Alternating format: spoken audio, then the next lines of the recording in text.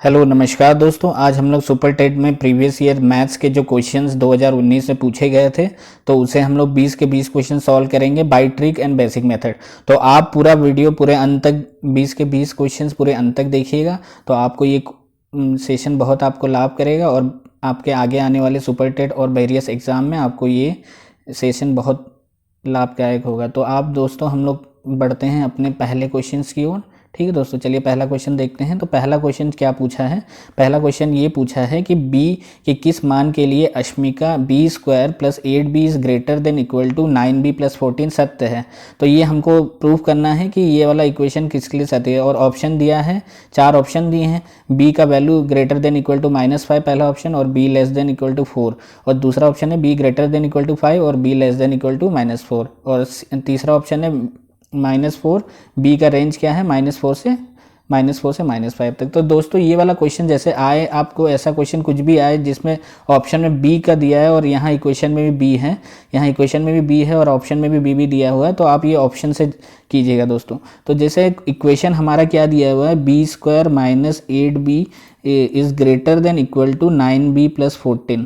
आप ये याद रखिएगा, ये जो सिंबल है ये ग्रेटर का सिंबल है और ये जब लग जाता है नीचे तो इक्वल का सिंबल होता है। मतलब कोई भी मान है वो ग्रेटर देन और इक्वल टू कोई के मान के बराबर है। मतलब जैसे हम लोग को ये इक्वेशन दिया बी स्क्वायर माइनस 8b, -8 नहीं है, plus 8b is greater than equal to 9b plus 14। तो हम लोग इक्वेशन को क्या करेंगे, जैसे 8b यहाँ b है यहाँ b है, तो हम लोग इक्वेशन को क्या करेंगे कि b के टर्म एक साइड ले आएंगे, पूरा b के टर्म एक साइड, और एक टर्म क्या लाएंगे, कांस्टेंट वैल्यू, मतलब 14 वो सब। तो देखिए इसको क्या लिख सकते हैं, बी स्क्वायर प्लस 8b, ये यहाँ प्लस में है तो इधर आएगा तो क्या होगा, -9b greater than equal to 14। ठीक है, तो B square plus 8b minus 9b, तो क्या होगा, माइनस ग्रेटर के सिंबल क्या है, तो क्या होगा -b, प्लस माइनस माइनस करने से फिर क्या आएगा, ग्रेटर देन इक्वल टू 14। तो हम लोग का इक्वेशन क्या आ गया, ये इक्वेशन आ गया b square minus b greater than equal to 14।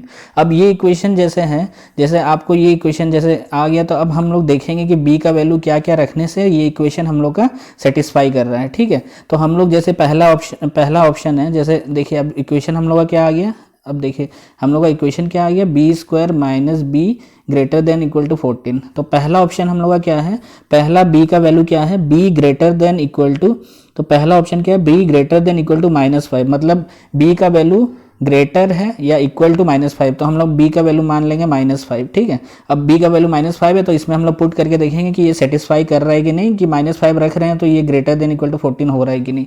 तो ठीक है दोस्तों, तब हम लोग ये b का वैल्यू -5 इसमें रख के देखेंगे, तो -5 रखेंगे तो क्या होगा, -5 का square -5 greater than equal to 14। ठीक है, तो -5 का स्क्वायर क्या हो गया, 25, और -5 क्या हो गया, जैसे ये माइनस है और इसके अंदर भी माइनस होगा क्योंकि ये वैल्यू माइनस है बाहर, और इसका वैल्यू भी हम लोग क्या माने, -5, तो माइनस माइनस क्या हो जाएगा, प्लस, तो plus greater than equal to 14, मतलब 30 क्या आ रहा है, 30 ग्रेटर देन इक्वल टू 14। तो ये इक्वेशन वो हो रहा है, सेटिस्फाई कर रहा है।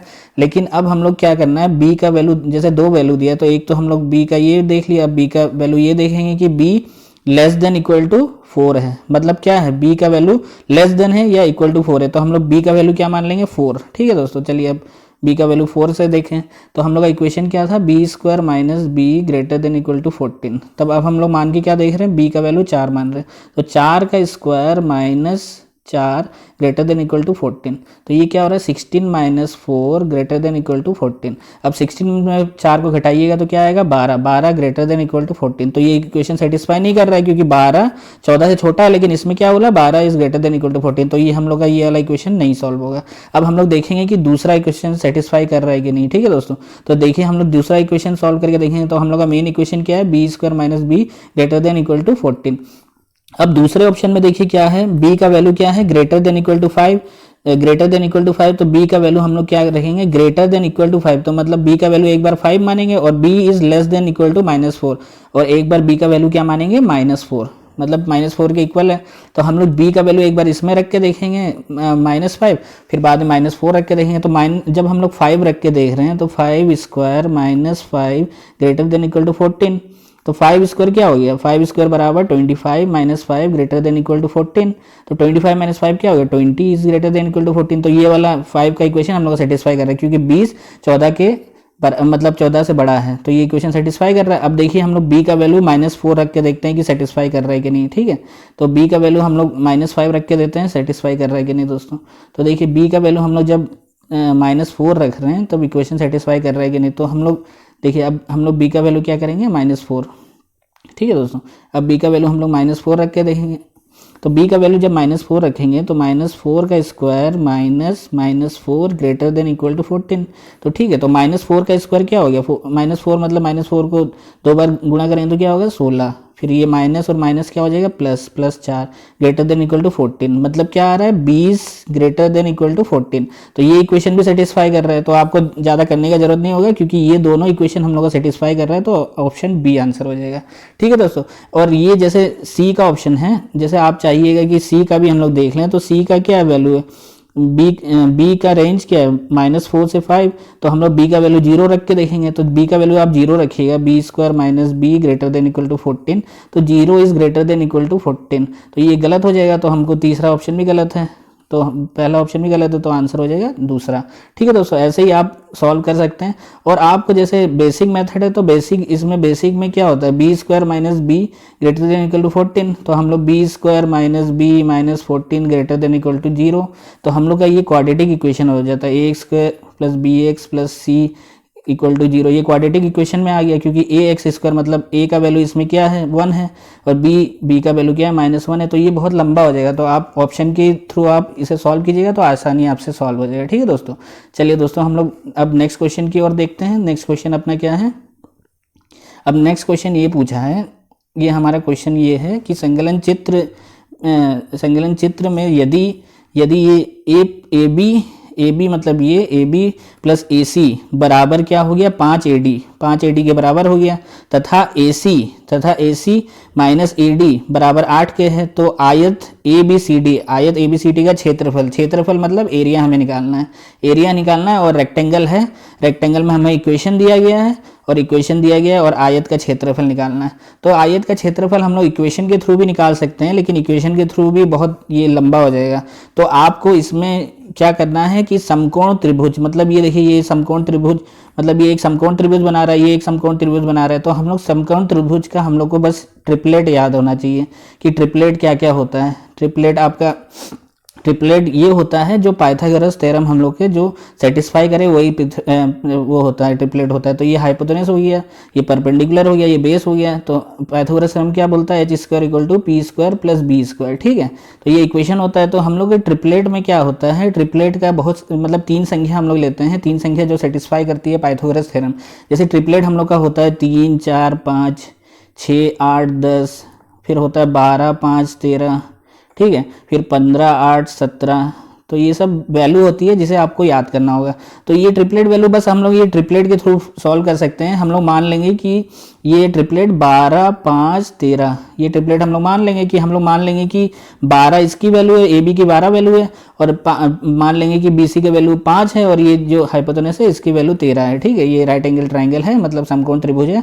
तो इसके हिसाब से हम लोग देखते हैं कि ये इक्वेशन सेटिस्फाई कर रहा है कि नहीं ये ट्रिपलेट के थ्रू, ठीक है। तो इक्वेशन क्या बोला है कि ए बी प्लस ए सी बराबर क्या है आपका, बराबर 5 AD के बराबर है, ठीक है। तो हम लोग जैसे ए बी का मान लिए कि ए बी क्या है 12 के बराबर है, और ए सी का मान हम लोग क्या मान लिए 13 के बराबर है, और ये जो 5 AD है, तो AD तो आप जान रहे हैं कि AD क्या होता है, AD BC के बराबर होता है इसमें आयत में, और AB किसके बराबर होता है, AB CD के बराबर होता है। तो जैसे ये AD है तो AD बराबर BC है, तो हम लोग BC का वैल्यू माने हैं 5 है, तो हम लोग क्या करेंगे 5 × 5 मतलब क्या हो गया, 5 × 5 मतलब, तो अब इक्वेशन ये सेटिस्फाई कर रहा है कि नहीं। 12 + 13 क्या हो गया 25, ठीक है दोस्तों। 12 + 13 क्या हो गया 25, 12 + 13 हो गया 25, और बराबर 5 × 5 मतलब 25। तो ये इक्वेशन सेटिस्फाई कर रहा है, मतलब ये वाला ट्रिपलेट। अब हम लोग देखेंगे कि ये दूसरा इक्वेशन जो दिया है AC - AD बराबर 8, तो ये इक्वेशन ये ट्रिपलेट के थ्रू सेटिस्फाई कर रहा है कि नहीं, ठीक है। तो हम लोग देखिए इसका क्या माने थे मान 12, इसका माने थे 5, इसका माने थे 13, ठीक है, और ये इसके बराबर होता है ये वाला, और ये इसके बराबर होता है ये दोनों, अपोजिट साइड सब बराबर होते हैं आयत के, मतलब रेक्टेंगल के। तो हम लोग देखिए ये समकोण त्रिभुज हम लोग ट्रिपलेट क्या माने थे, हम लोग ट्रिपलेट माने थे 12, 5, 13। तो हम लोग का पहला इक्वेशन सेटिस्फाई कर रहा था। अब दूसरा इक्वेशन हम लोग देखते हैं AC माइनस AD बराबर क्या है 8 के। तो हम लोग इसमें इक्वेशन में देखेंगे तो हम लोग AC का मान क्या माने थे 13 माने थे, और AD का मान हम लोग क्या बता रहे हैं कि AD किसके बराबर है, BC के बराबर है। तो BC का मान हम लोग क्या माने थे 5, और क्या किसके बराबर है 8। तो 13 में से 5 आप घटा देंगे तो क्या आएगा 8, 8 बराबर 8, मतलब ये इक्वेशन भी सेटिस्फाई कर रहा है। तो हम लोग का ये ट्रिपलेट वैल्यू हम लोग को मानिए कि ये सेटिस्फाई कर रहा है, 12, 5, 13 वाला ट्रिपलेट वैल्यू सेटिस्फाई कर रहा है। तो हम लोग को बस अब कुछ करना नहीं है, तो आयत का क्षेत्रफल निकालना है, क्षेत्रफल मतलब एरिया निकालना है। एरिया क्या होता है, लेंथ इंटू ब्रेथ, लंबाई गुणा चौड़ाई। तो हम लोग का लेंथ इसमें से क्या मिला है, लंबाई क्या है 12, और हम लोग का चौड़ाई क्या है 5। तो 12 में 5 गुणा करेंगे तो आपका क्या आ जाएगा आंसर 60 स्क्वायर यूनिट। तो वैसे ही आप सॉल्व कर सकते हैं, तो इससे आयत का क्षेत्रफल आराम से निकल जाएगा 60 स्क्वायर यूनिट। तो आंसर 3 हो जाएगा। ठीक है दोस्तों, चलिए दोस्तों अब नेक्स्ट क्वेश्चन की ओर देखते हैं। तो अपना नेक्स्ट क्वेश्चन क्या है, अब देखिए अब क्या है नेक्स्ट क्वेश्चन, यदि दो शंकुओं मतलब शंकु मतलब कोण की ऊंचाई का अनुपात 1:4 में है, और उनके व्यासों के अनुपात मतलब व्यास मतलब डायमीटर के अनुपात 4:5 में है, तो उनके आयतनों का क्या अनुपात होगा। मतलब इसमें आयतनों का मतलब इसे वॉल्यूम का पूछा है कि वॉल्यूम का क्या होगा इसमें। ठीक है दोस्तों, तो इसे हम लोग कैसे सॉल्व कर सकते हैं, इसको भी हम लोग आराम से सॉल्व कर सकते हैं। इसमें आयतन मतलब वॉल्यूम का हमको पूछा है, तो हमको आपको वॉल्यूम का आपको याद रहना चाहिए कि कोण का वॉल्यूम का फॉर्मूला क्या होता है 1/3 पाई r²h। ठीक है, तो इसमें आपका शंकु की ऊंचाई मतलब हाइट दिया है, हाइट का रेशियो क्या है 1:4, और आपका व्यास मतलब डायमीटर का क्या दिया है रेशियो 4:5। ठीक है दोस्तों, तो इसमें आपका ये इसका रेशियो दिया हुआ है, तो आपको इसमें कुछ नहीं करना है। आपको क्या पूछा है, इनके आयतनों के अनुपात मतलब दोनों के आयतनों के अनुपात मतलब V1/V2 मतलब 1/3 पाई r²h 1, यहाँ 1 होगा बटा पाई r²2h 2। ठीक है, तो 1/3 कट जाएगा, पाई से पाई कट जाएगा। अब देखिए डायमीटर का जो रेशियो दिया है, कोई चीज का भी रेशियो जब होता है तो वो हमेशा बराबर होता है। तो डायमीटर का जो रेशियो होगा वही आपका रेडियस का भी वही रेशियो होगा, मतलब 4:5। परिमाप का भी वही रेशियो होगा। तो आपको कुछ करना नहीं है, इसमें जो वैल्यू है आपको पुट कर देना है। जैसे हाइट का आपका ऊंचाई की दिया है 1:4 रेशियो में, तो इसको आपको क्या करना है, कुछ नहीं करना है। आपको 1:4 रेशियो में दिया हुआ है, तो आप इसका आप क्या करिएगा, देखिए अब बता रहे हैं इसमें क्या करना है। आपको कुछ करना नहीं है, आपको बस इसमें वैल्यू आपको पुट कर देना है। जैसे वॉल्यूम का हम लोग का दिया है V1/V2 मतलब R1² H1 बटा R2² H2। ठीक है, तो इसमें हम लोग को वैल्यू पता है, तो वैल्यू पता है तो आप क्या कीजिएगा, अब हाइट का आपको पता है वैल्यू, सबका वैल्यू पता है, तो आप इससे आप डायरेक्ट वैल्यू आप रख देंगे तो इससे आपको आंसर मिल जाएगा। तो V1/V2 क्या होगा, रेडियस मतलब जैसे व्यास का मतलब डायमीटर का जो रेशियो दिया है वही उसका रेशियो हो जाएगा, मतलब 4² गुणा, अब हाइट का दिया 1/4 मतलब 1/4 इसमें गुणा कर दीजिए, यहाँ 1 ऊपर नीचे 4, और रेडियस में क्या दिया है व्यास का मतलब डायमीटर का जो रेशियो दिया है वही रेडियस का होगा, मतलब ऊपर 4 है और नीचे क्या है 5², मतलब 4² कितना हो गया 16 गुणा 1, नीचे में क्या होगा 25 गुणा 4। अब 4 से आप 16 से काट दीजिए, 4 बटा इसमें क्या आ जाएगा आंसर 4/25। तो हम लोग का आयतनों का अनुपात क्या आएगा 4/25 आ जाएगा इससे। तो ये बहुत सिंपल है, तो इसे आप बस मतलब जो भी आप बस इसमें ये याद रखना है आपको कि इसमें आपको ये याद रखना है, जैसे कोई भी चीज़ है, जैसे कोई भी अनुपात में कोई भी चीज़ होता है तो वो हमेशा बराबर रहता है। जैसे व्यास का जैसे डायमीटर का जो भी रेशियो होगा 4:5 वो हमेशा बराबर ही होगा, रेडियस के भी अनुपात के बराबर ही होगा, 4:5 ही होगा। ये आप बस याद रखिएगा, उसमें से आप वैल्यू बस आपको वैल्यू पुट करना, और आपको वॉल्यूम का हमेशा फॉर्मूला याद रखना 1/3 पाई r²h। तो इससे आपको आराम से सॉल्व हो जाएगा। कभी भी क्वेश्चन में व्यास दे या कुछ भी दे, रेडियस दे या डायमीटर दे या परिमाप दे या पेरीमीटर दे या कुछ भी दे, तो उससे आप सॉल्व कर सकते हैं। ठीक है दोस्तों, चलिए अब नेक्स्ट क्वेश्चन की ओर देखते हैं हम लोग। अब नेक्स्ट क्वेश्चन आपका क्या पूछा है, प्रथम 9 प्राकृतिक अभाज्य संख्याओं का औसत प्रथम 9, तो इसमें हम इंग्लिश में क्या बोलेंगे, इसमें हम लोग को क्या निकालना है, औसत। औसत मतलब क्या हो गया, औसत मतलब हो गया आपका एवरेज। ठीक है दोस्तों, इसमें औसत मतलब एवरेज हो गया। और प्रथम 9 प्राकृतिक संख्या मतलब प्राइम नंबर का आपको, प्रथम 9 प्राइम नंबर का आपको क्या निकालना है, एवरेज निकालना है, मतलब औसत निकालना है। तो आप बस प्राइम नंबर जानते ही हैं, जो अपने से डिवाइड हो और जो 1 से डिवाइड हो वही प्राइम नंबर होता है। तो आप प्रथम 9 प्राकृतिक अभाज्य संख्या लिख लीजिए, मतलब प्राइम नंबर आप प्रथम 9 प्राइम संख्या लिख लीजिए। तो प्राइम नंबर हम लोग का प्रथम 9 संख्या क्या होगा, एक 2 हो जाएगा, एक हो जाएगा 3 हो जाएगा, एक 5 हो जाएगा, एक 7 हो जाएगा, ठीक है, फिर एक 11 हो जाएगा, फिर एक 13 हो जाएगा, फिर एक 17 हो जाएगा, ठीक है, 13 हो जाएगा, 17 हो जाएगा, फिर एक हो जाएगा 19, एक हो जाएगा 23। तो आप क्या करना है, आपको तो प्रथम प्राकृतिक 9 प्राकृतिक संख्या मिल गया। देखिए 1 2 3 4 5 6 7 8 9, 9 प्राकृतिक संख्या आपको मिल गया। अब इसका औसत निकालना है। तो औसत करने से क्या होता है, जितना आपका ऑब्जर्वेशन है, मतलब जितना ये ऑब्जर्वेशन दिया है और नंबर ऑफ ऑब्जर्वेशन कितना है, जितना पहले आपको इसका पूरा सम कर देना है, मतलब 2 + 3 + 5 + 7 + 11 + 13 + 17 + 19, ठीक है, बटा आपका क्या करना है, बटा आपको क्या करना है, बटा जो भी आपके पूरे जो संख्या दिया हुआ है, बटा कितना है, टोटल संख्या कितना है, 9 संख्या है, तो बटा 9 कर दीजिए बस। तो बटा 9 कर दीजिए। तो हम लोग जब जोड़ेंगे 2 + 3 + 5 + 7 + 11 + 13 + 17 + 19 + 23, जब भी हम जोड़ेंगे तो हम लोग का टोटल बराबर आएगा 100 के बराबर आएगा।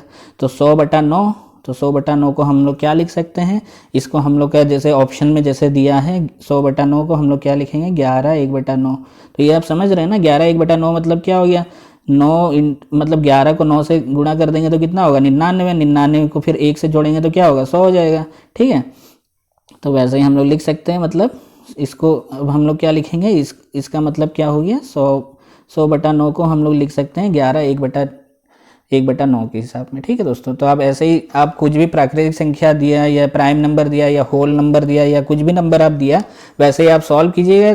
तो आपको आराम से औसत जब भी निकालने बोलेगा तो आप सबको जोड़ दीजिएगा, बटा उसमें टोटल नंबर ऑफ जितनी संख्या है टोटल है उसका बटा वो कर देगा, ऊपर में जोड़ दिएगा टोटल संख्या, बटा नीचे में कर दिएगा, ठीक है दोस्तों। चलिए अब दोस्तों नेक्स्ट क्वेश्चन की ओर बढ़ते हैं।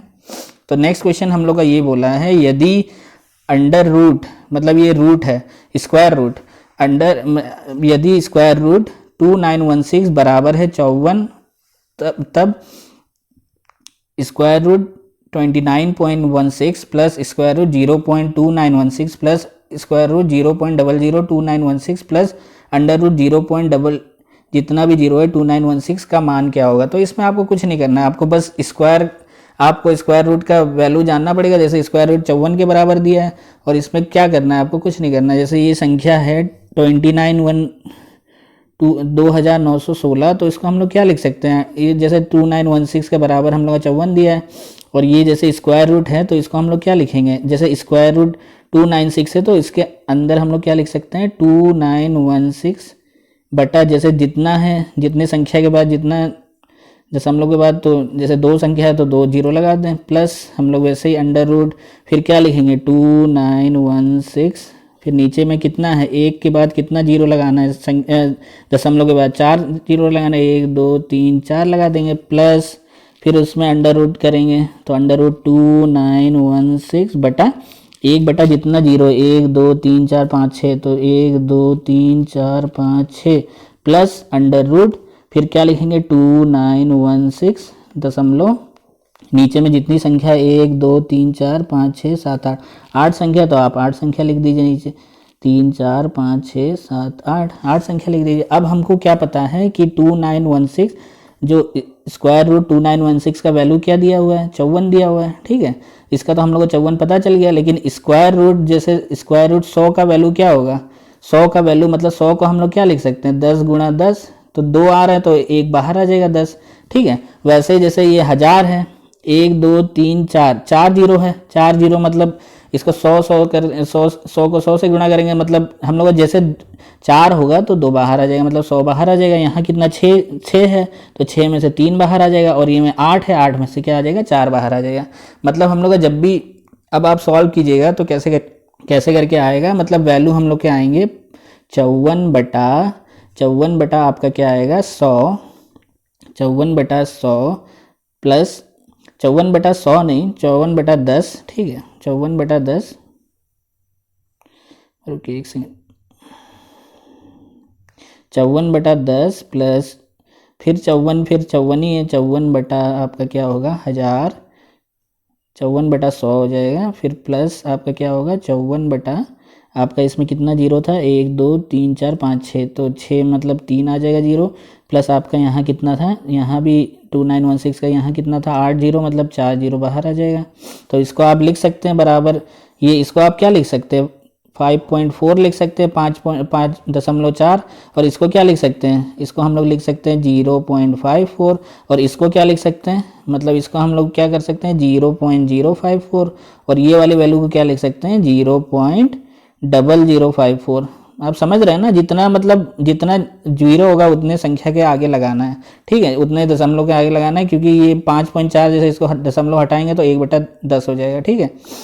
वैसे ही अब जब जितनी संख्या हो गई उसको आप जोड़ दीजिए, अब कुछ करना नहीं है, जैसे आपका वैल्यू क्या आया 5.4 प्लस 0.54 प्लस आपका 0.054 प्लस 0.0054, जब आप इसको जोड़िएगा सबको जोड़ दीजिएगा तो आपका वैल्यू आ जाएगा 5.9994, ठीक है, 5.9994। तो इसका आपका ऑप्शन क्या होगा, पहला ऑप्शन सही होगा। तो इसमें आपको कुछ नहीं करना है, जितना भी स्क्वायर का वैल्यू है आपको सब स्क्वायर के वैल्यू याद रखना है, मतलब स्क्वायर आप ट्रिक के थ्रू या कोई भी आप याद कर लीजिए, स्क्वायर और क्यूब ये दोनों आप याद करके रखिए, तो ये सब क्वेश्चन आपके लिए कुछ नहीं होंगे, आप आराम से सॉल्व कर लीजिएगा, ठीक है दोस्तों। चलिए अब नेक्स्ट क्वेश्चन की ओर देखते हैं हम लोग।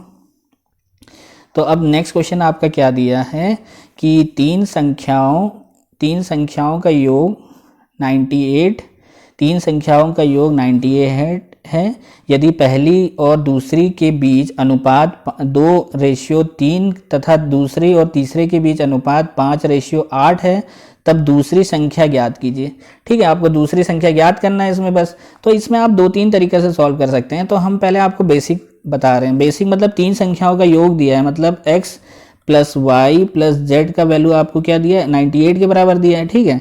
और यदि पहली और दूसरी संख्या के बीच का, मतलब आप मान लीजिए x पहली x है और दूसरी y है, तो x और y के बीच की संख्या का अनुपात क्या दिया है 2:3, और दूसरी और तीसरी मतलब y बटा z का आपका क्या अनुपात दिया है 5/8, ठीक है, 5/8 दिया है।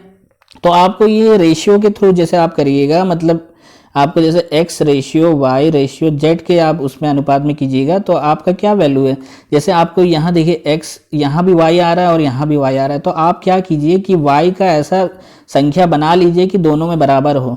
तो जैसे ये 3 है, यहाँ 5 है, तो हम लोग इसमें क्या गुणा करेंगे कि ये दोनों में क्या गुणा करेंगे कि दोनों बराबर हो जाए। तो देखिए 3 में हम लोग जैसे 5 गुणा करेंगे तो नीचे का वैल्यू कितना हो जाएगा, नीचे की संख्या हो जाएगी 15, और 5 में क्या गुणा करें कि 15 होगा, तो 3 गुणा कर देंगे तो 15 हो जाएगा। तो आप जैसे यहाँ 5 में यहाँ जैसे 15 किए तो आपको दोनों संख्याओं में गुणा करेगा 5 से, ठीक है। और जैसे यहाँ 3 में किए तो दोनों संख्या में आपको 3 से गुणा करना पड़ेगा।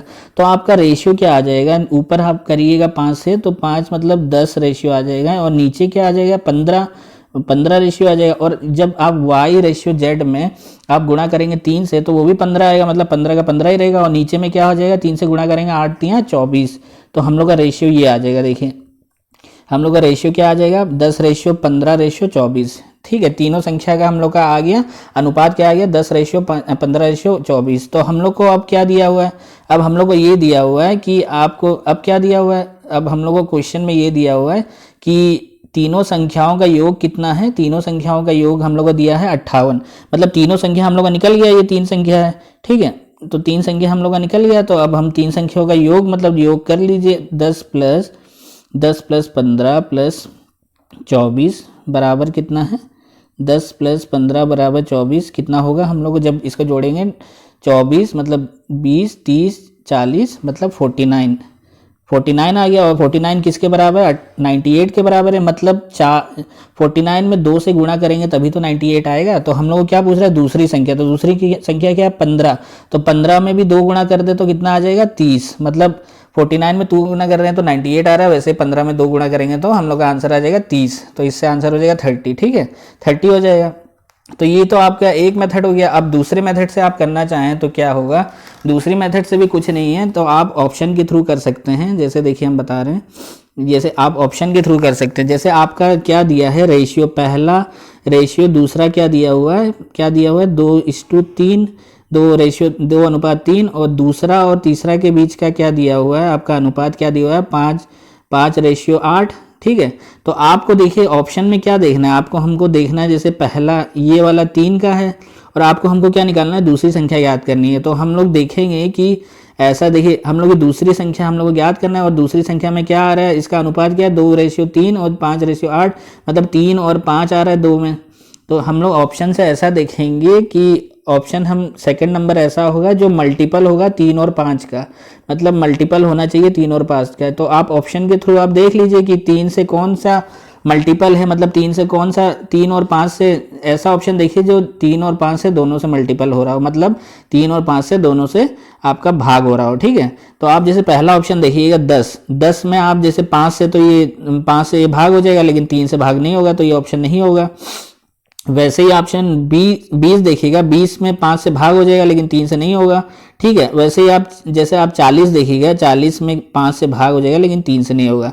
एक ऐसा ही नंबर है, बस 30 ऐसा नंबर है जो 3 और 5 दोनों से भाग हो जाएगा। ठीक है, क्योंकि देखिए 3 से जब हम भाग करेंगे तो ये 10 हो जाएगा, 10 से जा रहा है, और 5 से जब भाग करेंगे तो ये 6 से जाएगा। ठीक है दोस्तों, तो वैसे ही आप ऐसे ऑप्शन से देख लीजिए कि मतलब 3 और 5 का कौन मल्टीपल हो रहा है, मतलब 30 हो रहा है मल्टीपल, तो ये आंसर हो जाएगा 30। ठीक है दोस्तों, ऐसे आप 2-3 तरीके से आप सॉल्व कर सकते हैं, जिससे आप इजी लगे वैसे आप सॉल्व कीजिए।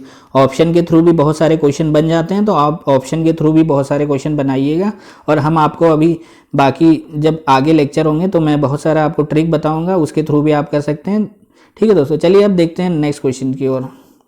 तो हम लोग का नेक्स्ट क्वेश्चन अब क्या है, अब 87 नंबर क्वेश्चन है। तो 87 नंबर क्वेश्चन क्या पूछा है आपको, 87 नंबर बोला है, यदि आर त्रिज्या के वृत्त के अंतर्गत एक समषष्टभुज विनिवृत्ति हो तो उसका परिमाप निकालना। मतलब क्या हम लोग को दिया है, एक रेगुलर हेक्सागोन है, इसको क्या बोलेंगे, हेक्सागोन। हेक्सागोन मतलब, हेक्सा मतलब 6 साइड, जिसके 6 साइड हो वो हेक्सागन हो गए।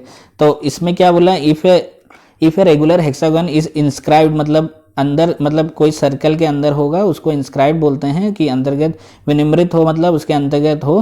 तो देखिए ये हम लोग का एक आपका ये हो गया हेक्सागोन, तो उसके अंदर विनिमृत हो तो उसका क्या निकालना है, तो परिमाप निकालना है। परिमाप मतलब पेरीमीटर निकालना है।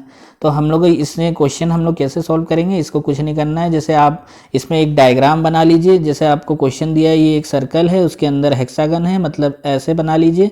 हेक्सागन मतलब हेक्सागन के 6 साइड होते हैं, तो 6 साइड आप वो कर लीजिए।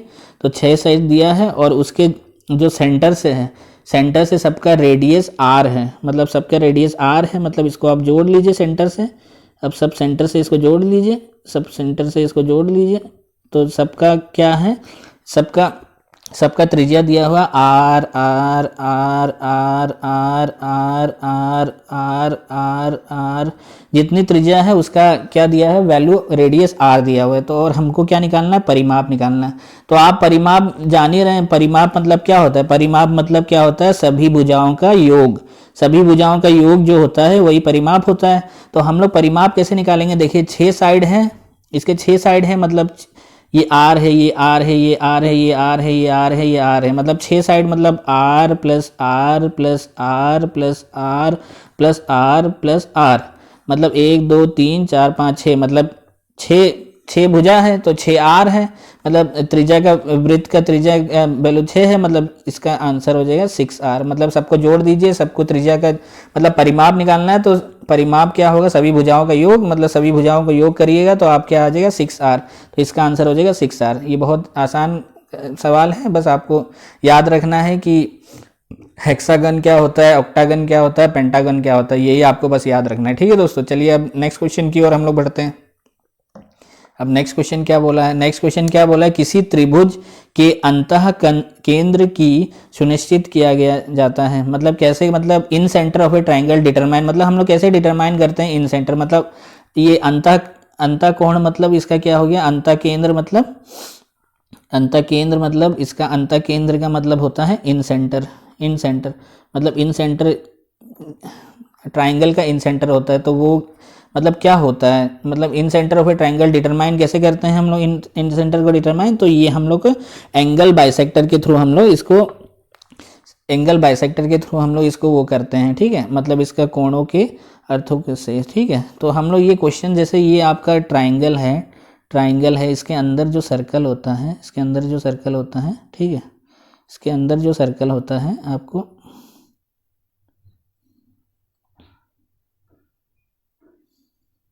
इसके जो अंदर सर्कल होता है, इसके सर्कल से हम लोग जो जोड़ देते हैं, ठीक है, ये जितना भी व्यास है इससे सब जोड़ देते हैं, तो हम लोग को ये जो मिलता है यही होता है एंगल बाइसेक्टर इसको बोलते हैं। वही होता है आपका कोणों के अर्थकों से, ठीक है। और हमको जैसे अभिलंब का बनाना है, तो अभिलंब से हम लोग का क्या बनता है, आपको अभिलंब से बनेगा ऑर्थो सेंटर, मतलब लंब केंद्र, इससे लंब केंद्र बनेगा। और माध्यकों से क्या बनेगा, माध्यक मतलब मीडियन से क्या बनेगा, मीडियन से हम लोग का केंद्रक बनता है, मतलब सेंट्रोइड बनता है। और भुजाओं के लंब मतलब परपेंडिकुलर बाइसेक्टर से क्या बनता है, तो परपेंडिकुलर बाइसेक्टर भी बनता है सर्कम सेंटर, मतलब परिकेंद्र बनता है। और वैसे ही कोणों के अर्थकों मतलब एंगल बाइसेक्टर से क्या बनता है, इन सेंटर बनता है, ठीक है दोस्तों। तो ये आप याद रखिएगा, ठीक है दोस्तों। चलिए अब नेक्स्ट क्वेश्चन की ओर देखते हैं हम लोग। नेक्स्ट क्वेश्चन क्या बोला है कि हम लोग का कोई मान दिया है 1000 का पावर क्यूब का मान बताइए। जब भी कुछ ऐसे 1000, 2001, 2003, 2005 ऐसे मतलब आपके 10 के सामने हो तो आपको कुछ नहीं करना है। जैसे 1001 का पावर क्यूब है तो इसको आप क्या लिख सकते हैं, इसको लिख सकते हैं 1001 को हम लोग क्या लिख सकते हैं, 1000 + 1 का पावर क्यूब। और आप जानते ही होंगे कि a + b का होल क्यूब का फॉर्मूला क्या होता है, तो आप इसे फॉर्मूला से कर लीजिए, a³ + b³ + 3ab a + b होता है, ठीक है। इसका फॉर्मूला आपका ये होता है 3ab a + b। ये अच्छे से लिख नहीं रहा लेकिन आप सुन लीजिए और लिख लीजिएगा, ठीक है। तो वैसे ही आप इसको निकाल सकते हैं। अब इसको निकालने के लिए क्या करना है, a³ मतलब a का वैल्यू क्या है इसमें 1000 है और b का वैल्यू क्या है 1 है। तो जैसे आप हम लोग निकालेंगे 1³ + b मतलब देखिए 1 मतलब इसमें रुकिए, इसमें अब हम लोग क्या करना है, देखिए अब इसको हम लोग इरेज कर देते हैं, फिर इजली से करते हैं। जैसे इसको क्या लिख सकते हैं, 1000 + 1 का होल क्यूब। अब a³ + b³ के उसमें डालेंगे तो a³ मतलब 1000 का क्यूब + b³ मतलब 1 का क्यूब + 3ab मतलब 3a मतलब क्या हो गया 1000 गुणा a, b मतलब 1, ब्रैकेट में क्या लिखेंगे a + b मतलब 1000 + 1, ठीक है। यह फॉर्मूला से हो जाएगा। 1000 का क्यूब मतलब देखिए जितना क्यूब है मतलब इसको क्या करना है आपको, जितना क्यूब है जैसे 3 है तो 3 का आप क्यूब कर दीजिए, तो 3 का वैल्यू कितना आ जाएगा 1 2 3 4 5 6 7 8 9, मतलब 1000 को 3 बार गुणा करिएगा तो कितना आ जाएगा 9 आ जाएगा, ठीक है। मतलब इसको आप जब भी गुणा करेंगे तो इसमें जैसे 3 है तो 1000 को 3 बार गुणा करेंगे तो इसमें 9 जीरो आ जाएगा, 1 2 3 4 5 6 7 8 9। फिर 1 का क्यूब मतलब 1 हो गया, 3 गुणा 1000 × 1 मतलब किसी को भी 1 से गुणा करेंगे तो क्या आएगा 1000 ही आएगा, मतलब 3 को 1000 से गुणा करेंगे तो 3000 आ जाएगा। और जब ब्रैकेट में 1000 + 1 है मतलब 1001। अब इसको आपको कुछ नहीं करना है। अब इससे आप खाली आप ये जो जितना 9 जीरो है 1 2 3 4 5 6 7 8 9 प्लस इसको 3000 को 1000 उससे वो कर दिए, मतलब 3000 को क्या है 3000 को 1000 से गुणा कर दिए। 3000 को 1000 से गुणा करेंगे क्या हो जाएगा, मतलब 3000 को 1000 से गुणा कीजिए, फिर ये जो एक वैल्यू होगा 1 को 1000 से कर दिए। तो इसमें देखिए इसको करने के लिए क्या करना है आपको, देखिए इसमें वैल्यू को आप क्या करिएगा, इसमें 3000 जैसे ये 3000 था, रुकिए एक सेकंड, जैसे ये 3000 था और अंदर क्या था 1001, तो आप इसमें गुणा जब भी करना हो तो 3000 को जैसे गुणा करना हो 1001 में तो पहले 3000 को 1000 से गुणा कर दिए, प्लस क्या करिए एक जो बचा है तो 3000 को 1 से गुणा कर दिए। अब जो भी वैल्यू होगा वो इसका वैल्यू आ जाएगा 3000 + 1 का, ठीक है दोस्तों। अब जब आप इसको सॉल्व कीजिएगा तो इसका वैल्यू आपको क्या आ जाएगा, देखिए बता रहे हैं, जब भी इसको आप सॉल्व कीजिएगा तो इसका वैल्यू आपको ये जो पहला ऑप्शन है ये 103003001, तो ये आंसर आ जाएगा, मतलब पहला ऑप्शन आ जाएगा आपका, ठीक है।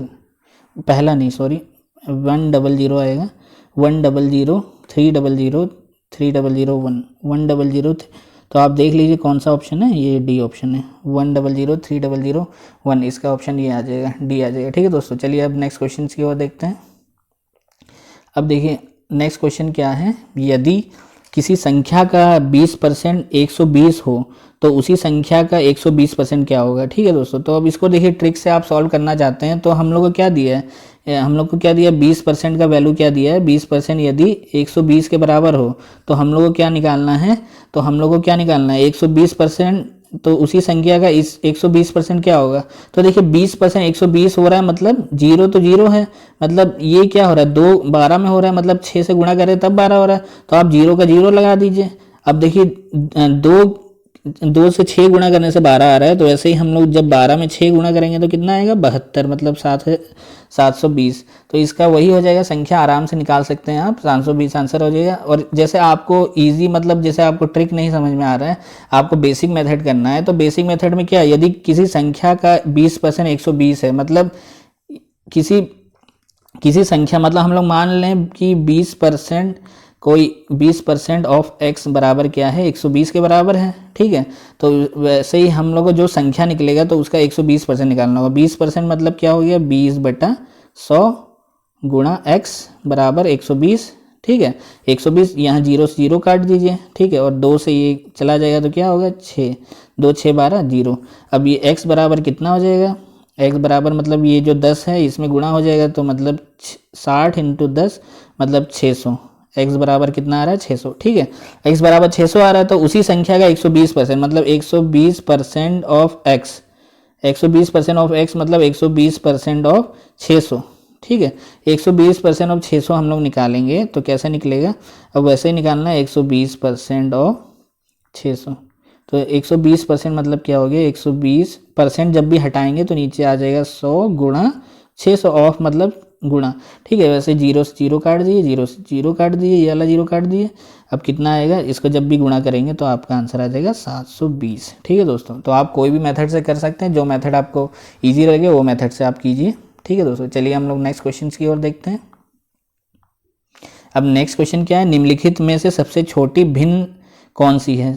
चलिए अब नेक्स्ट क्वेश्चन की ओर बढ़ते हैं। तो क्वेश्चन नंबर अब क्या है 91 में क्या दिया, निम्नलिखित में से सबसे छोटी भिन्न कौन सी संख्या है, मतलब ये सब में सबसे छोटी कौन सी संख्या है, इसमें हम लोग को निकालना है। तो इसके लिए निकालने के लिए आप क्या कीजिएगा कि ये सब में से सबसे छोटी संख्या कौन सी आपको निकालना है। तो इसमें कुछ मत कीजिएगा, जितने आपके न्यूमरेटर जितने डिनोमिनेटर में वैल्यू है 6/11, 13/18, 15/22, 19/36, 5/6, तो जितने डिनोमिनेटर हैं उसमें सबका आप एलसीएम ले लीजिए। मतलब जैसे 11 है, ठीक है, फिर 18 है, ठीक है, फिर ये 22 है, ठीक है, फिर आपका 36 है, फिर कौन सा वैल्यू है और क्या है 6 है। तो आप इसका एलसीएम ले लीजिए। एलसीएम लेने के लिए आप क्या कीजिएगा, 2 से पहले कीजिए, 11 हो गया, 2 से 9 हो गया, 11 हो गया 22, और 2 से कितना कटेगा 2, 18 हो गया। ठीक है दोस्तों, और 2 से 3 बार जाएगा। ठीक है, अब इसी को आप देखिए, अब 2 से तो कटेगा नहीं, अब 3 से काटिए, तो 3 से क्या होगा 11 के 11 रहेगा, 3 3 तिरक का 9, फिर 11 लिख दीजिए, फिर 3 छके 18, फिर 1, फिर अब फिर 3 से करिए, तो 3 से करिएगा तो क्या होगा 11 3 मतलब 1 हो जाएगा। इसको आप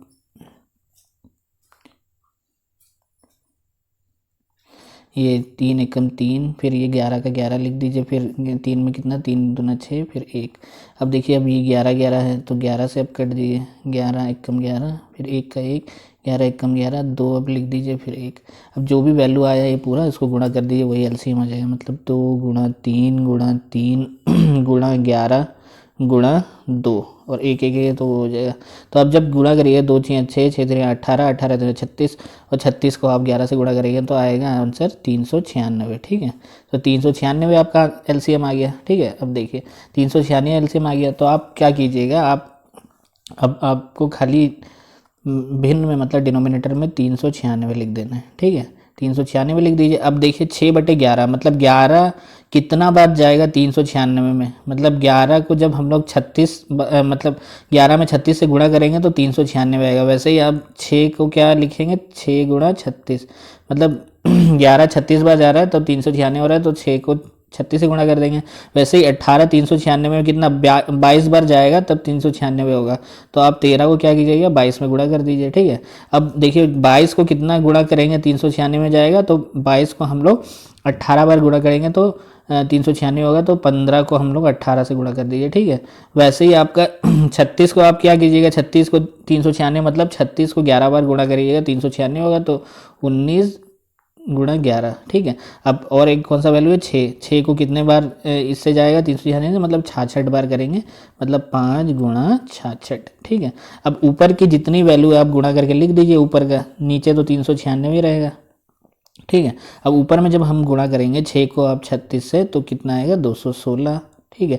वैसे 3 को आप 22 से गुणा करेंगे तो आएगा 286, ठीक है। वैसे ही आप 15 को 18 से गुणा करेंगे तो क्या आएगा 270, ठीक है। फिर आप वैसे 19 को 11 से गुणा करेंगे तो आएगा 209, ठीक है। फिर वैसे ही 5 को 66 से गुणा करेंगे तो आएगा 330। तो ये आपका वैल्यू आ गया। अब आपको क्या निकालना है, सबसे छोटी भिन्न संख्या। तो अब इसमें ऊपर से नीचे, तो नीचे मतलब डिनोमिनेटर तो सबका सेम है 396, तो आप ऊपर की संख्या देखिए कि जो सबसे छोटी होगी वही सबसे छोटी भिन्न होगी। मतलब 209 सबसे छोटी है, तो 209 मतलब कौन सा वैल्यू है 19/36 में आ रहा है ये पहले से एक, तो 19/36, तो ये सबसे छोटी संख्या है। वैसे ही आपको जब पूछेगा कि सबसे बड़ी संख्या कौन सा है तो 330 सबसे बड़ी है, तो इसमें ऑप्शन कौन सा हो जाएगा लास्ट वाला, मतलब 5/6 3 सबसे बड़ी संख्या आता। तो ठीक है दोस्तों, वैसे ही आप सॉल्व कर लीजिएगा दोस्तों। चलिए हम लोग नेक्स्ट क्वेश्चन की ओर बढ़ते हैं, क्वेश्चन नंबर 92। अब 92 क्वेश्चन क्या बोला है कि एक आयत की लंबाई में 25% की वृद्धि होती है, उसकी चौड़ाई कितने प्रतिशत घटा दी जाए ताकि उसका क्षेत्रफल एक समान बना रहे। मतलब हम लोग की आयत का मतलब एक रेक्टेंगल है, उसका हम लोग लेंथ को इंक्रीज किए हैं 25% से, ठीक है। तो बाई व्हाट परसेंट मतलब कितने प्रतिशत से वो किया जाए कि उसका breadth is to be decrease to maintain the same area, ठीक है। कि सेम एरिया मेंटेन करने के लिए उसका ब्रेथ को हम लोग कैसे वो डिक्रीज किया जाए कि वो सेम एरिया मेंटेन होगा। तो हम लोग को देखिए आप बेसिक मेथड से भी कर सकते हैं और ये ट्रिक से भी कर सकते हैं। तो हम लोग बेसिक मेथड से मतलब क्या करें कि हम लोग मान लें कि लेट मान लें लंबाई मतलब लेंथ बराबर 100 है, 100 मान लें, ठीक है। आप मान लीजिए कि लेंथ बराबर 100 है, ठीक है। आप लेंथ बराबर मान लीजिए कि 100 है, ठीक, लेंथ मान लीजिए 100 है, और आप चौड़ाई मतलब ब्रेथ बराबर भी मान लीजिए क्या है 100 है, ठीक है, 100 मान लीजिए। अब आपका ओरिजिनल एरिया, आपको एरिया अब देखिए कि एरिया निकाल के देखिए कि एरिया कितना आ रहा है। ओरिजिनल एरिया मतलब लेंथ इंटू ब्रेथ, मतलब 100 गुणा 100, 100 गुणा 100 कितना आ गया 10,000 आ गया, 1 2 3 4, तो 10,000 आ गया। अब हम लोग को क्या करना है, तो हम लोग का क्या हो रहा है, अब एक आयत की लंबाई 25% की वृद्धि हो रही है, मतलब लेंथ 100 था तो इसमें 25% की वृद्धि हो रही है। 25% मतलब आपको 25% वृद्धि कर दी, मतलब 100 पे 25% वृद्धि, उसी पे 25/100 गुणा 100 मतलब कितना हो जा रहा है 100 में 25 जोड़ दीजिए, मतलब 125 बन जा रहा है लेंथ, 25% बढ़ जा रहा है। तो ठीक है, तो वैसे ही आपका जैसे 25% बढ़ जा रहा है तो इसमें आप क्या कीजिएगा, तो इसमें आप जब अब एरिया आप निकालिएगा तो एरिया आपका क्या निकलेगा, तो आप हमको एरिया जैसे आपको निकालना है अब, तो एरिया जैसे देखिए आपका अब लेंथ कितना हो गया, लंबाई आपका 125 हो गया, ठीक है, लंबाई कितना हो गया 125 हो गया, और हमको निकालना है कि चौड़ाई मतलब ब्रेथ कितना डिक्रीज करें सेम एरिया के लिए। मतलब एरिया सेम रखना है, जितना आपका एरिया आया था, इसमें एरिया कितना आया था ओरिजिनल एरिया आपका 10,000 आया था, ठीक है, 10,000 एरिया आया था, तो एरिया बराबर रखना है, लेकिन हमको ब्रेथ का वैल्यू निकालना है, मतलब चौड़ाई का वैल्यू नहीं। तो हम लोग मान लें कि चौड़ाई x है और बराबर कितना कर दें 10,000, जो एरिया है एरिया तो बराबर है, इसमें एरिया बराबर था, तो उसमें से जब आप x का मान निकालिएगा तो x का मान कितना आ जाएगा 80, ठीक है। तो x का मान 80 आ गया, मतलब चौड़ाई का मान कितना आ गया 80। तो हम लोग को जो ओरिजिनल है, ओरिजिनल कितना है 100 था, ठीक है, ओरिजिनल 100 था, उसमें से हम लोग का आंसर क्या आ गया 80। तो हम लोग 100 में क्या घटाएंगे, तो कितना प्रतिशत घटाएंगे कि 80 आएगा, तो 100 में हम लोग 20% जब घटाएंगे, 20% जब हम लोग घटाएंगे तभी तो आपका 80 आएगा, 100 माइनस 0 तो 80, तो हम लोग 80 मतलब कितना आएगा, तो 20% घटाएंगे तब 80 आएगा, ठीक है। ये तो बेसिक मेथड था। अब हमको ट्रिक से देखना है, तो आप ट्रिक से क्या करिएगा कि आप ये मानिए कि इसमें क्या दिया है, क्षेत्रफल एक समान बना रहे, मतलब क्षेत्रफल एक समान बना रहे, और इसमें क्या है लंबाई चौड़ाई, तो आप देखिए इससे ये आप जान लीजिए कि एरिया क्या होता है, क्षेत्रफल बराबर लंबाई बटा चौड़ाई मतलब लेंथ इनटू ब्रेथ। ठीक है, वैसे एरिया आपका समान है, मतलब क्षेत्रफल समान है, क्षेत्रफल एक समान बना रहना है, मतलब क्षेत्रफल बना में मतलब एरिया क्या है आपका कांस्टेंट है। ठीक है, एरिया कांस्टेंट है, तो एरिया जब भी कांस्टेंट होगा तो क्या होगा, जो भी होगा लेंथ क्या होगा, लेंथ देखिए लेंथ बराबर क्या होगा, एरिया समान है तो लेंथ एक बटा ब्रेथ हो जाएगा। तो लेंथ क्या है, लेंथ इन्वर्सली प्रोपोर्शनल है आपके ब्रेथ के। ठीक है, ये जान लीजिए कि लेंथ इन्वर्सली प्रोपोर्शनल ब्रेथ क्या आ रहा है। तो आपका जैसे आपका लंबाई क्या दिया है, आयत की लंबाई 25% वृद्धि कर रही है। 25% मतलब क्या हो गया, 25% मतलब 1/4, मतलब 1/4 मतलब क्या हो गया। अब देखिए इसका आप करने के लिए क्या करेंगे, अब देखिए लंबाई क्या हो गया, अब ये इक्वेशन आ गया लंबाई इन्वर्सली प्रोपोर्शनल है ब्रेथ की। अब हम 25% इसका बढ़ा रहे हैं, 25% बढ़ा रहे हैं मतलब 1/4। तो लंबाई हम लोग की क्या है, लंबाई 4 थी तो 4 से क्या हो गया 5 हो गया। ठीक है, वैसे ही जैसे अब लंबाई और चौड़ाई का क्या है, इन्वर्सली प्रोपोर्शनल है। तो जैसे लंबाई जितनी होगी, मतलब जैसे 4/5 है तो मतलब उसका चौड़ाई क्या हो जाएगी, उसकी अपोजिट हो जाएगी। मतलब इसमें जब हमको समान एरिया रखना है तो हम इसमें 5 मतलब देखिए लेंथ हम लोग का एरिया क्या होता है, लेंथ बिना ब्रेथ। तो हम लोग को समान रखने के लिए जब भी इन्वर्सली प्रोपोर्शनल होगा तो देखिए 5 में क्या हम लोग गुणा करेंगे कि यहाँ ये आएगा, जैसे ये है तो जैसे ये इन्वर्सली प्रोपोर्शनल है तो ये जो 5 है 5 इधर आ जाएगा 5, और ये 4 इधर आ जाएगा। और देखिए जब हम 5 को 4 से गुणा करेंगे तो कितना आएगा 20 आएगा, और इसमें भी समान करने के लिए 20 ही आना चाहिए, तो ये हो जाएगा। तो आप समझ रहे हैं कि कितना हो गया। तो हम लोग का मतलब इससे हम लोग का वैल्यू आ गया 5 और 4 आ गया इसकी चौड़ाई की वैल्यू। ठीक है, तो अब हमको क्या निकालना है कि उसकी चौड़ाई कितनी प्रतिशत घटा दिए जाए ताकि उसका क्षेत्रफल एक समान बना रहे। तो हम लोग उसकी चौड़ाई मतलब उसके चौड़ाई से हम लोग देखना है, तो चौड़ाई मतलब हम लोग चौड़ाई को पकड़ के चलेंगे तो 1/5 मतलब देखिए चौड़ाई कितना, 5 में से 4 मतलब 1 घटा दिया जाए, और 5 ही में घटा दिया जा रहा है तो 1/5 गुणा 100 करेंगे तो कितना आ जाएगा आंसर, 5 से 1 कटेगा तो 20% वैल्यू आ जाएगा। ठीक है दोस्तों, तो वैसे ही आप कर सकते हैं। तो इसको आप कोई भी तरीका से कर सकते हैं जिससे आपको इजी लगे वैसा कीजिए। ठीक है दोस्तों, चलिए दोस्तों अब हम नेक्स्ट क्वेश्चन की ओर बढ़ते हैं।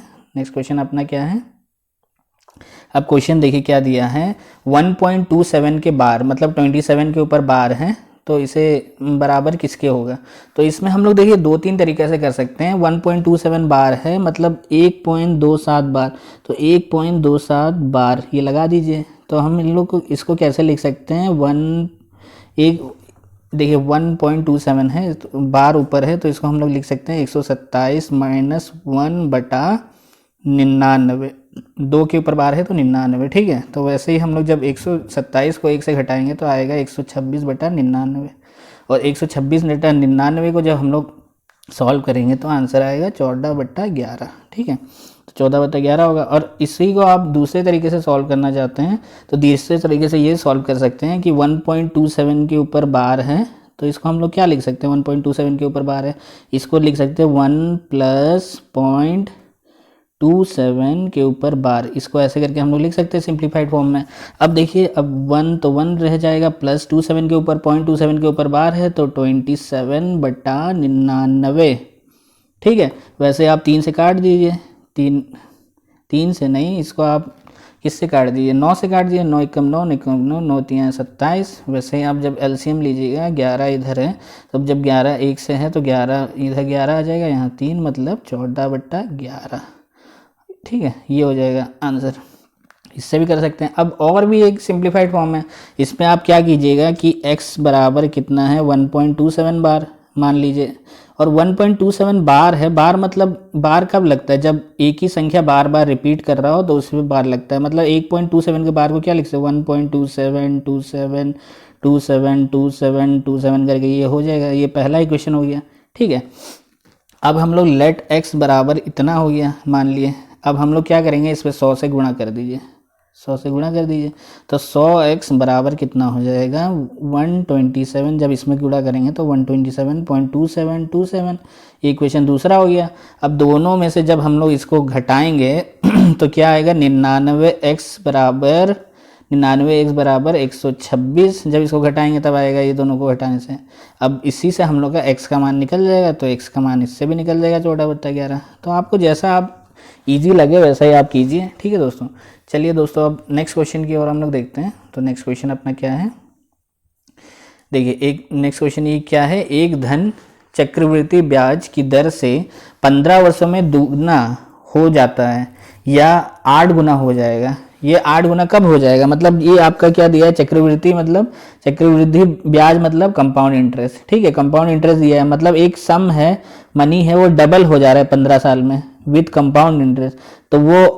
तो वो 8 टाइम्स कब बनेगा, इट बिकम्स 8 टाइम्स इन, मतलब कितने साल में ये 8 गुना बन जाएगा, ठीक है। तो दोस्तों इसको करने के लिए आप सिंपली आप ये कर सकते हैं कि जैसे आप इनिशियल मान लीजिए कि कोई भी इनिशियल 1 मान लीजिए या 100 मान लीजिए, तो 100 मान के आराम से हम लोग भी 100 मान के भी कर सकते हैं। तो आप मान लीजिए कि इनिशियल जो आपका अमाउंट है, इनिशियल अमाउंट आपका 100 है और हम लोग को 8 गुना करना है, मतलब इनिशियल अमाउंट आप मान लीजिए कि अमाउंट बराबर इनिशियल 100 है, इसी को आपको क्या करना है, ये 8 गुना कब हो जाएगा, मतलब 800 ये कब हो जाएगा।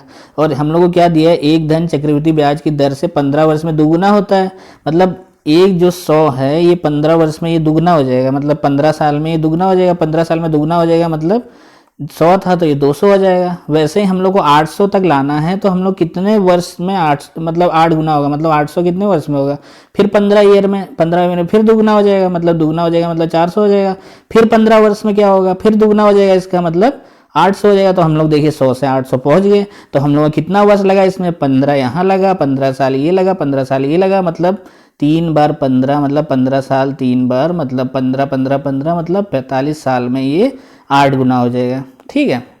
ऐसे ही आप आराम से कर सकते हैं। तो दोस्तों ये बहुत इजी है, तो आप सिंप्लीफाइड फॉर्म में आराम से कर लीजिएगा। इसके लिए हम आपको ऐसे करके हम मतलब लिख दे रहे हैं, तो आप जान लीजिएगा, मतलब 100 जब ये 15 साल में कितना हो जाएगा, इसका 2 गुना मतलब 200 हो जाएगा, फिर 15 साल में कितना हो जाएगा, 400 हो जाएगा, ठीक है।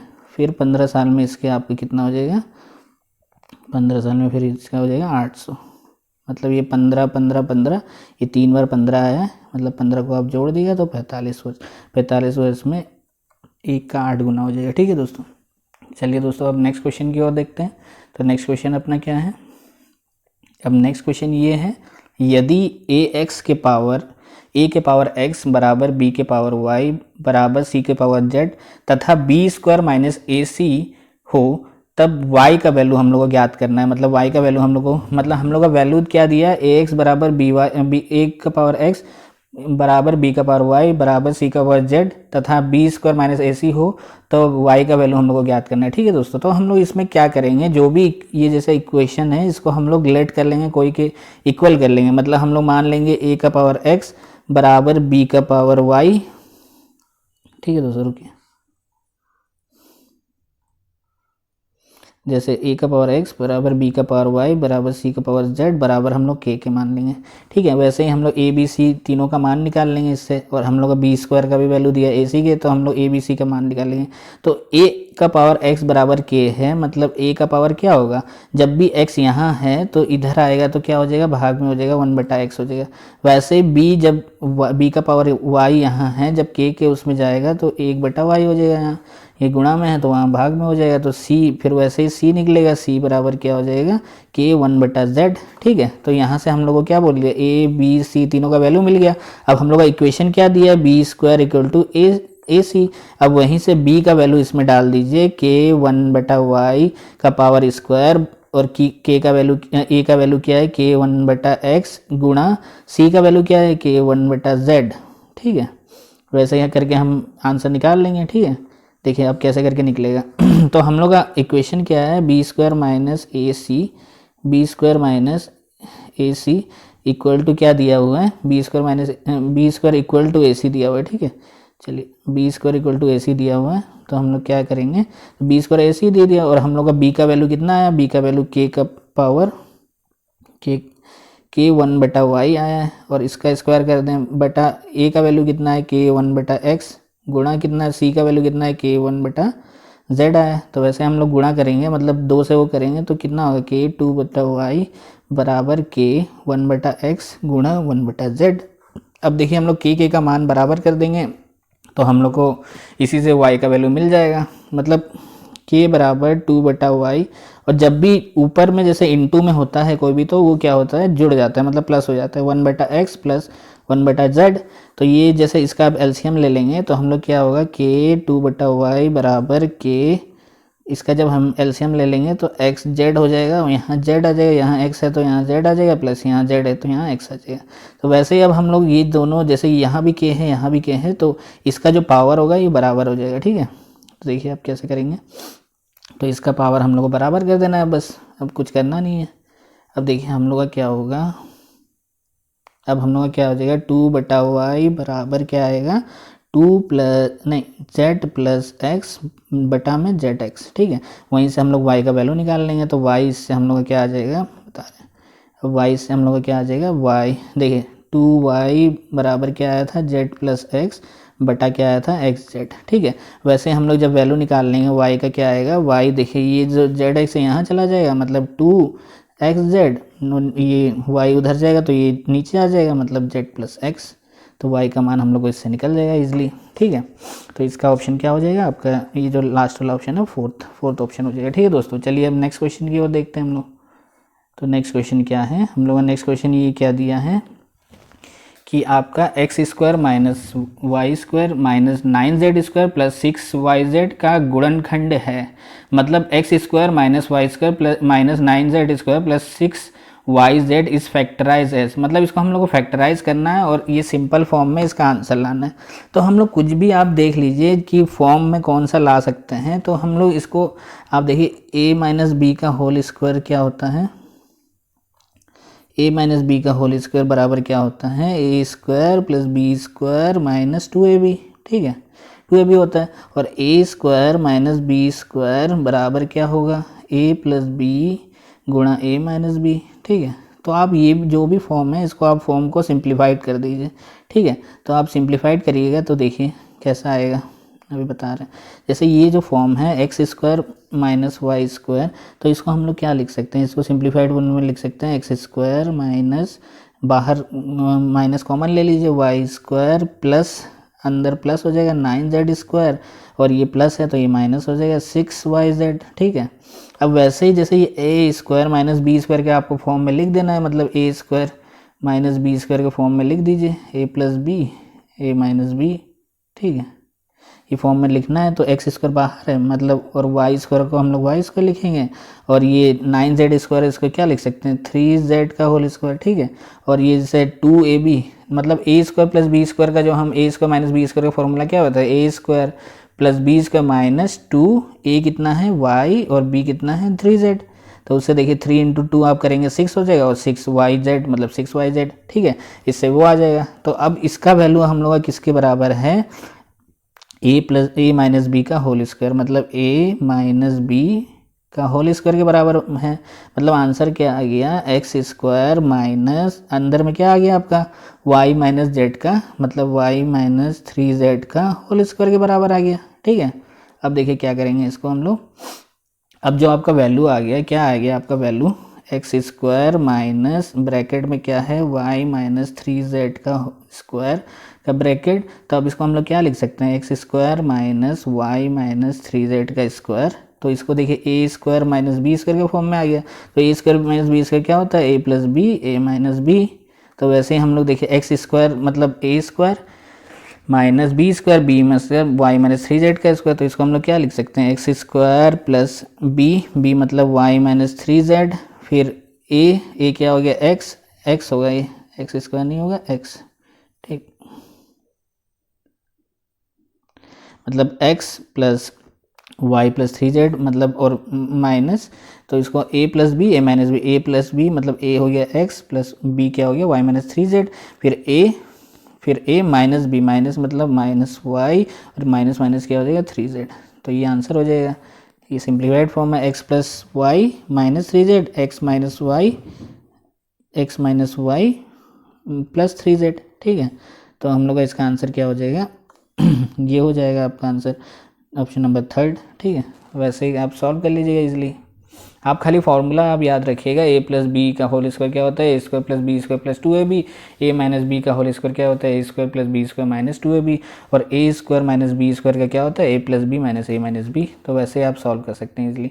ठीक है दोस्तों, चलिए अब नेक्स्ट क्वेश्चन देखते हैं। अब नेक्स्ट क्वेश्चन क्या है, अब नेक्स्ट क्वेश्चन 97 ये है, एक समलंब चतुर्भुज की समांतर भुजाओं की लंबाई ए और बी है, इसकी असमांतर भुजाओं के मध्य बिंदु को मिलाने वाली रेखा की लंबाई होगी।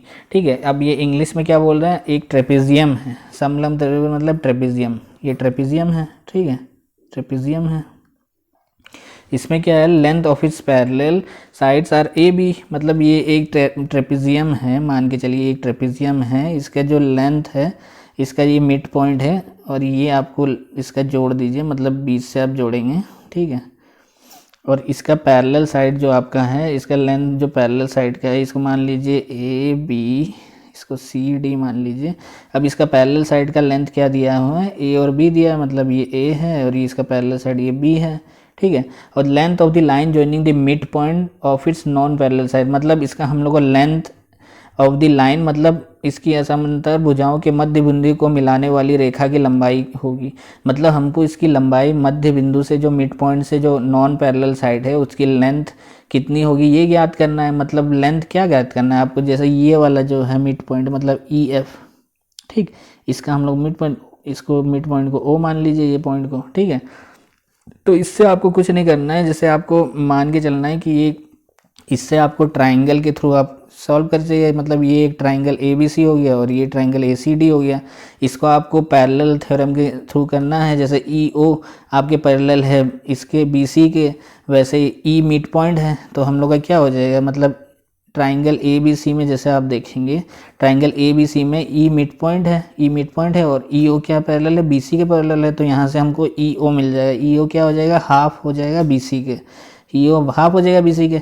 वैसे ही जब हम लोग ट्राइंगल ए सी डी में देखेंगे, ट्राइंगल ए सी डी में देखेंगे तो हम लोग जब इसमें ओ एफ निकालेंगे, ओ एफ, तो ओ एफ क्या है, एफ इसका मिड पॉइंट है, मिड पॉइंट है किसका, डी सी का, डी सी का मिड पॉइंट है, तो ओ एफ बराबर क्या हो जाएगा, हाफ इंटू सी, मतलब हाफ इंटू क्या हो जाएगा, ए डी के, हाफ इंटू ए डी हो जाएगा। ठीक है, जैसे ई ओ बराबर हाफ इंटू बी सी था, वैसे ही ओ एफ बराबर हाफ इंटू ए डी हो जाएगा। ठीक है, अब वैसे ही आप हम लोग को क्या निकालना है, ई एफ निकालना है, तो ई एफ बराबर क्या हो जाएगा, ई एफ बराबर ओ ई प्लस क्या हो जाएगा, ओ एफ। ठीक है, ये देखिए ई, हम लोग को ई एफ क्या हो रहा है, ओ ई, और ओ एफ का जोड़ करने से हम लोग को आ रहा है। तो वैसे ही आप जब सॉल्व कीजिएगा तो देखिए ई एफ बराबर क्या आ रहा है, ओ ई प्लस ओ एफ। ठीक है, ओ ई प्लस ओ एफ, तो ई एफ हम लोग क्या निकाल हैं, ओ ई क्या निकाल हैं, हाफ ऑफ बी सी निकाल हैं। ठीक है, और प्लस ओ एफ क्या निकाल हैं, हाफ ऑफ ए डी निकाल हैं। ठीक है, और हम लोग को इससे कॉमन ले लीजिए, हाफ हाफ हाफ कॉमन ले लेंगे तो क्या आएगा, B C plus A D आ जाएगा। ठीक है, और बी सी का वैल्यू हम लोग का क्या दिया था, जो पैरेलल साइड्स थी, दो पैरेलल साइड, ए का वैल्यू ए दिया था और ए का वैल्यू क्या दिया था, बी। मतलब ये जो बी सी था और ये ए डी था, इसका पैरेलल साइड दिया था, तो ए और बी दिया था, तो हाफ इंटू बी सी मतलब बी प्लस ए डी मतलब ए, मतलब half a b, a plus b answer हो जाएगा इसका, मतलब हाफ ए प्लस बी। इसमें देखिए कौन सा ऑप्शन है, ऑप्शन नंबर सेकंड। तो आपको इस इजली आपको पैरेलल थ्योरम आपको जानना पड़ेगा कि ट्रेपेजियम में पैरेलल साइड जब भी मिड पॉइंट होता है, कोई लेंथ पैरेलल होती है तो उसका हाफ हो जाता है लेंथ का। ठीक है, तो आपको इसको याद रखना होगा। ठीक है दोस्तों, चलिए अब नेक्स्ट क्वेश्चन की ओर हम लोग देखते हैं। नेक्स्ट क्वेश्चन क्या है, किसी कक्षा में 6 छात्रों की आयु वर्षों में दी गई है, मतलब 6 छात्र, उसकी माध्यिका क्या होगी, इसका माध्यिका निकालना है। मतलब हम लोग को दिया है, कोई भी कक्षा में आयु दिया है, मतलब कितने 6 छात्रों की आयु दी है, तो इसके आयु दी है तो इसकी माध्यिका निकालना है। माध्यिका मतलब मीडियन हम लोग निकालना है।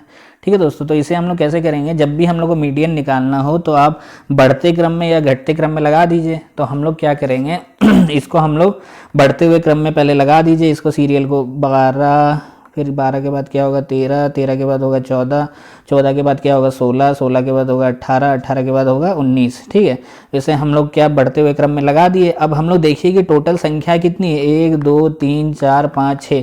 अब जब 6 सम संख्या हो, सम और विषम का अलग अलग होता है, तो सम संख्या का जब भी सम संख्या हो, जब भी सम संख्या हो तो उसका जब हम लोग मीडियन मतलब माध्यिका जब निकालते हैं तो उसका फॉर्मूला अलग होता है। देखिए अब मीडियन जब हम निकालेंगे तो कैसे निकालेंगे, जब सम संख्या हो, मतलब सम मतलब 6 संख्या है मतलब सम संख्या है, तो सम संख्या का माध्यिका हम लोग कैसे निकालेंगे, मीडियन कैसे निकालेंगे, मतलब n मतलब नंबर ऑफ संख्या, मतलब टोटल संख्या कितना n/2 + 1/8 का टर्म प्लस क्या करेंगे n/2 का टर्म मतलब 2/8 का टर्म बटा 2, मतलब n/2 मतलब मतलब n कितना है, टोटल संख्या कितना है 6/2 प्लस 1 का टर्म, ठीक, प्लस n/2 मतलब 6/2 का टर्म बटा 2, मतलब 6/2 मतलब कितना हो गया 3 + 1 का टर्म प्लस क्या हो गया 2/6 मतलब 3 का टर्म बटा 2, मतलब इसमें क्या होगा, मतलब अब देखिए अब इसमें हम लोग क्या निकाले हैं 6 मतलब 3 + 1 का टर्म प्लस 3 का टर्म बटा 2, 3 + 1 मतलब 4 का टर्म प्लस 3 का टर्म बटा 2, मतलब 4 वैल्यू क्या है, जब हम लोग निकाले थे, जब हम लोग उसको सीरियल में रखे थे तो क्या आया था 12 13 14 16 18 19, तो हम लोग का अब क्या आ रहा है, अब जैसे फोर्थ टर्म कौन सा है, पहला दूसरा तीसरा चौथा, फोर्थ टर्म कौन सा है 16 प्लस तीसरा टर्म कौन सा है, पहला दूसरा तीसरा मतलब 14 हो गया, बटा 2 कर दीजिए। अब कितना 16 + 14 करेंगे हम लोग कितना आएगा 30 आएगा, 30/2 करेंगे तो क्या आएगा 15 आएगा, तो इसका आंसर 15 हो जाएगा। ठीक है दोस्तों, ऐसे सम और विषम संख्या का, विषम संख्या कुछ नहीं n/2, इसका विषम संख्या का n/2 + 1/8 का टर्म ये हम लोग करेंगे तो हम लोग को भी सम संख्या का आ जाएगा। तो हम लोग को सम संख्या का पूछा है तो सम संख्या का ऐसे ही करेंगे। ठीक है दोस्तों, चलिए अब नेक्स्ट क्वेश्चन की ओर देखते हैं। तो नेक्स्ट क्वेश्चन बस फॉर्मूला बेस्ड है। तो फॉर्मूला में क्या है, केंद्रीय प्रवृत्ति के तीनों मापों की मतलब इसका संबंध बताना है, मीन मीडियन मोड, मतलब देखिए बहुलक मतलब क्या हो गया आपका, बहुलक मतलब मोड हो गया, माध्यिका मतलब मीडियन हो गया, माध्य मतलब मीन हो गया, मीन निकालना है। तो आप देखिए फॉर्मूला आप बस याद रखिए कि 3 मीडियन बराबर क्या होता है, 3 मीडियन बराबर होता है 2 मीन प्लस मोड के बराबर होता है। ठीक है, तो आप ये बस फॉर्मूला याद रखेंगे तो आप हो जाएगा। तो 3 मीडियन बराबर 2 मीन प्लस मोड, मतलब देखिए 3 माध्यिका बराबर बहुलक प्लस 2 माध्य इसके बराबर होता है। ठीक है दोस्तों, चलिए अब नेक्स्ट क्वेश्चन की ओर देखते हैं। नेक्स्ट क्वेश्चन में क्या दिया हुआ है, नेक्स्ट क्वेश्चन और ये आखिरी क्वेश्चन क्या है, यदि किसी व्यक्ति को विक्रय मूल्य पर 20% की हानि होती है तो क्रय मूल्य पर प्रतिशत हानि क्या होगी, मतलब क्रय मूल्य पर प्रतिशत हानि क्या होगी, मतलब ये बोल रहा है कि एक पर्सन है जो लूजेस 20% उसके सेलिंग प्राइस पे लूज करता है, तो percentage loss made on cost price, मतलब कॉस्ट प्राइस में उसका परसेंटेज लॉस कितना होगा। ठीक है, तो आप इसको दो तरीके से कर सकते हैं, बेसिक से भी कर सकते हैं और आप ट्रिक से भी कर सकते हैं। तो आप ट्रिक से देखिए, ट्रिक से कैसे करेंगे, यदि किसी व्यक्ति का विक्रय मूल्य 20% की हानि होती है, मतलब 20% की हानि होती है मतलब लॉस होता है, तो 20% बराबर क्या होता है, 20% को हम लोग क्या लिख सकते हैं 20/100, 20/100 मतलब क्या हो गया 1/2 से काटेंगे तो 1/5, मतलब 1/5 हो जाएगा। मतलब हम लोग के की क्या दिया है, यदि किसी व्यक्ति के विक्रय मूल्य पर 20% की हानि होती है, मतलब हानि होती है, ये हानि होती है मतलब ये लॉस हो गया, और ये हानि होती है किस पे, विक्रय मूल्य पे, विक्रय मूल्य मतलब सेलिंग प्राइस पे लॉस होती है। ठीक है, तो इससे आप क्या निकाल लेंगे, इससे कॉस्ट प्राइस निकाल लेंगे, मतलब लॉस बराबर क्या होता है, लॉस मतलब लॉस क्या होता है, loss cost price minus selling price, मतलब जब कॉस्ट प्राइस ज़्यादा हो जाए सेलिंग प्राइस तब हम लोग का लॉस होता है, तो लॉस बराबर cost price minus selling price, तो हम लोग से सेलिंग प्राइस और लॉस हम लोग को पता है, तो इससे हम लोग का कॉस्ट प्राइस निकल जाएगा। कॉस्ट क्या हो जाएगा, लॉस प्लस सीपी, लॉस कितना है 1 और एसपी कितना है 5, मतलब हम लोग का सीपी कितना निकल जाएगा 6 निकल जाएगा। ठीक है, और हम लोग को क्या पूछा है कि percentage loss made on CP, तो सीपी पे हम लोग का कितना लॉस हुआ ये निकालना है हम लोग को। तो लॉस ऑन सीपी जब हम लोग निकालेंगे, लॉस ऑन सीपी, तो सीपी पे हम लोग को लॉस निकालना है, तो सीपी कितना है 6 है, मतलब 1 मतलब देखिए 6 से मतलब कितना, कॉस्ट प्राइस 6 था, सेलिंग प्राइस 6 था, मतलब 1 की हानि हो रही है, मतलब 1 कॉस्ट प्राइस पे कितना है, कॉस्ट प्राइस 6 गुणा 100 करेंगे तो इसका आंसर आ जाएगा 16 2/3%। ठीक है, 16/2% को हम लोग क्या लिखेंगे 50/3%। ठीक है, वैसे 50/3% लिखेंगे तो इसका आंसर आ जाएगा 50/3%। ठीक है दोस्तों, चलिए दोस्तों अब यही हमारा था, यही पूरा सेशन था। आपको सेशन अच्छा लगा हो तो प्लीज़ लाइक सब्सक्राइब ज़रूर कीजिएगा, और आगे आपको ट्रिपलेट्स, प्रॉफिट लॉस, इसके कंसेप्ट और ट्रिक बेस्ड जो भी आपको सवाल होंगे हम लोग सॉल्व करेंगे। तो दोस्तों थैंक यू आपको ये सेशन देखने के लिए, थैंक यू दोस्तों।